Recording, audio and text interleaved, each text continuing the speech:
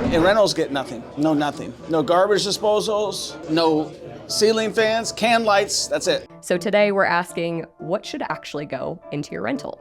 His view is let's keep it really simple so that they just have eliminated as many maintenance requests as possible.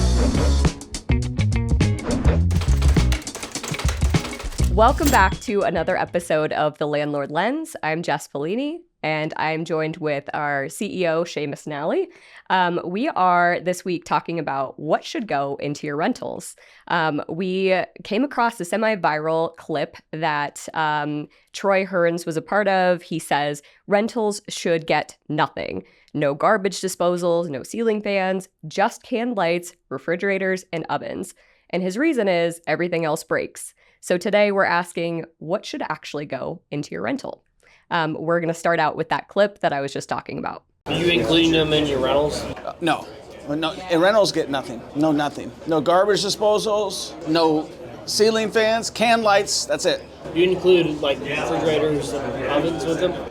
Refrigerators and ovens, yes. That's it. Because anything in a rental that garbage disposals will always go wrong. Everything will always go wrong in that. You want to put can lights in your rentals. If I'm in a rental and I go change my light bulb, pull that thing apart, set it over here, change my light bulb and forget to put it back up because I'm a renter. Not saying that every renter's like that, but a lot of them are. Leave it somewhere it falls and breaks. So a can light looks nice, right? So I put a can light, how easy is it to change that out? So I'm gonna spend a little bit more money on the can light, but it's done forever. Really love Troy Kearns coming in hot in that clip, right? He's got a big audience there, which is interesting. I really want to know who are all those people that are surrounding him. Yeah. But coming in like, keep it bare bones, right? As he's talking about the lack of ceiling fans, those garbage disposals, the dishwashers. One thing where I really agree with him was garbage disposals. That is one for my own rentals. If we're doing a remodel, we never add a garbage disposal into the kitchen just because it's just a maintenance challenge, right? Yeah. It also, I see this in my own family, right? Because we have a garbage disposal, people think, oh, we can put anything down there. Yeah. You know, I've fished out chicken wing bones. Yes. Don't go in the garbage disposal, right? That doesn't work. And so I think eliminating that as a potential maintenance problem is an absolute no-brainer. Agreed. Yeah, I just had to have mine serviced and it was $250 to get like a little piece of coffee ground. That, you know, that was like a basic thing to have accidentally gone down there. But imagine you've got tenants, this might be happening over and over. Very, very costly thing to keep up with. Absolutely. Now, where I will completely disagree with Troy is actually around ceiling fans. Yeah. I've never had a ceiling fan break. So that to me does not actually enter the department of like what may create maintenance in the future. Right. I also think it's a nice touch. And at least one unit that I have, it really goes a long way to help what I think is kind of like a subpar HVAC system that doesn't have enough vents in each room to actually circulate the air. And so those ceiling fans have been awesome and we get zero complaints as a result of being able to have those run, whether it's hot or cool. Totally. No, especially here in Colorado. Like, I think that's pretty common in the apartments I've lived in the condo that we rent out.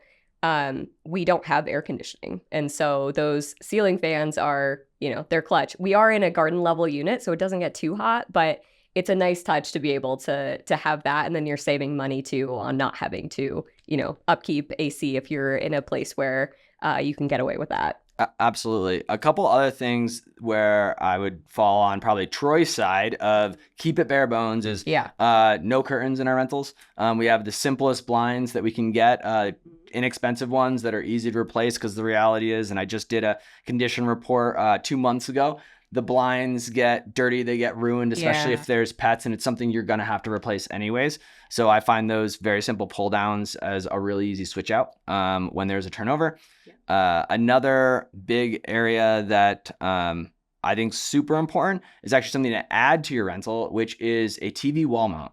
If you have kind of a living room space, we have the TV wall mounts there so that the tenants aren't doing it themselves. Yes. I actually try to think, I don't want to have to do maintenance, but I also want to avoid the amount of DIY projects that my tenants do in the property, because that's just rife with opportunity for damages, right? And especially where you're drilling. Yeah, if you're drilling into a wall, right? So I make sure that our bathrooms have adequate towel bars, right? And that they're secured well. You know, I bring my 3-year-old over and let him hang on them to make sure that they're not going to fall off the wall at all. once again, with just the idea of let's eliminate as much DIY work as a tenant may do, because at the end of the day, that's something that you are going to have to patch or fix. And even if you're getting paid out of security deposit, I'd rather just not do it. So let's talk about the amenity advantage. So going to the other side, what do you, what are you always making sure that your rentals have before people move in? And then we can kind of talk about how we upkeep. Yeah. So I'm a big, you have your basics, your oven, stovetop, right? Your refrigerator. I actually think a dishwasher. If we're doing a remodel, we always put a room for a dishwasher. A dishwasher as an appliance has become kind of a standard in most properties. And I'm not talking just class A, right? I think all the way kind of down the scale of that property, a dishwasher is worth it. They're also not that expensive to replace if you need to. And so I'm a dishwasher fan. Washer and dryer is an interesting one for me. We have it in most of our rentals. What's really grown on me is the concept of renting those out on a month-to-month basis. We don't do it on any of our rentals today, but I kind of like that idea of adding an extra, maybe it's a $25 fee to the lease that you tell the renter about ahead of time, right?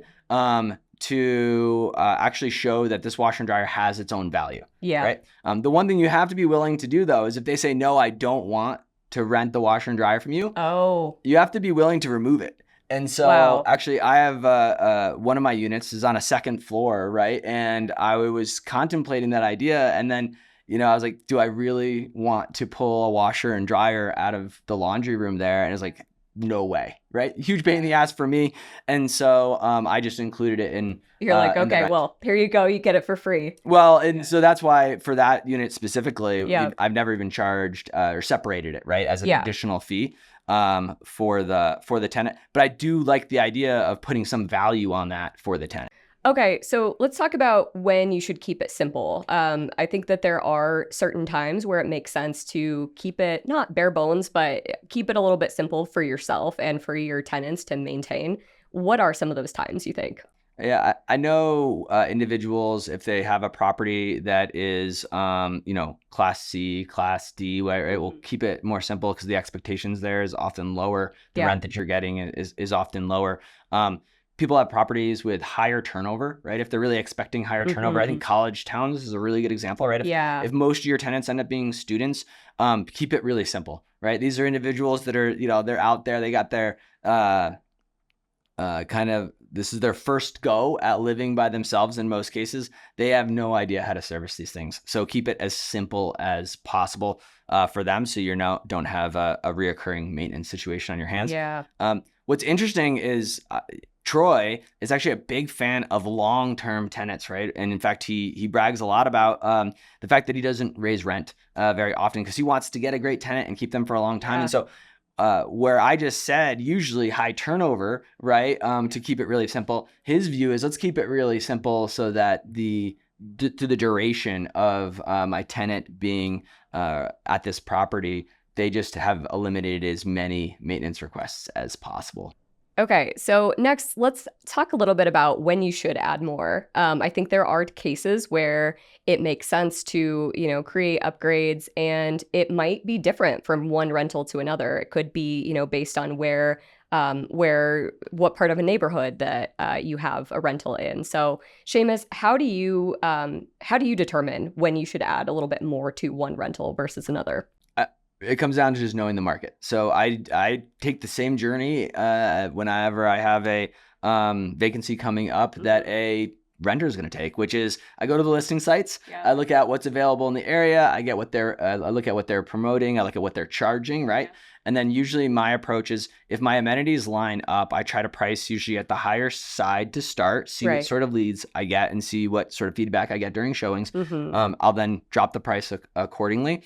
But it's all about what is the competition doing, right? For that price point. And so I think you can't go into it blindly, right? You can't assume that you can rent something out without a washer and dryer in unit if every other listing you're looking at has washer and dryers in unit, right?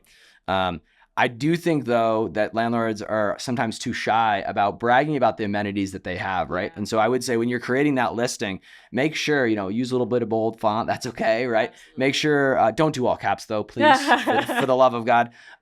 but make sure you are talking about all the different amenities so that they do jump off the screen a little bit when tenants are browsing. Yeah, couldn't agree more. I'm in a pretty hot area of Denver with my rental, and I love it. I mean, we lived there for 5 years. It was absolutely like a dream. And I, when I was listing ours, I remember looking at like the comps nearby, and I was like, okay, we got to actually install a washer and dryer, because that was like something that set us apart, even though, yes, it might be a little bit more maintenance, but yeah, there are competitive areas, especially, housing market right now, swinging towards a buyer's market, right? We're swinging towards a buyer's market. I think that that's actually having some impacts on landlords too.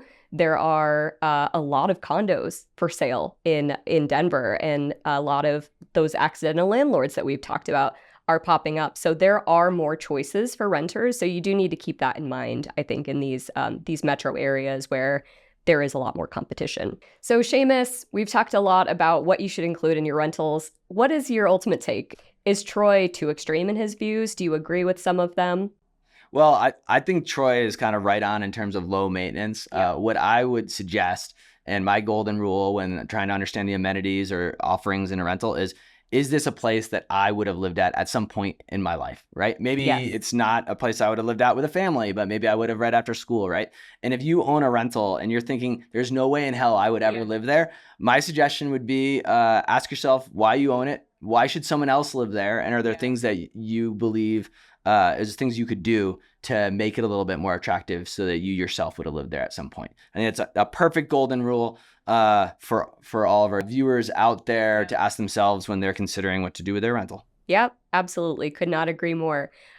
Thank you guys so much for tuning in to the Landlord Lens, and let us know in the comments, are you team bare bones, or do you spruce up your rentals as you have new tenants? We would love to hear from you, and catch us next time.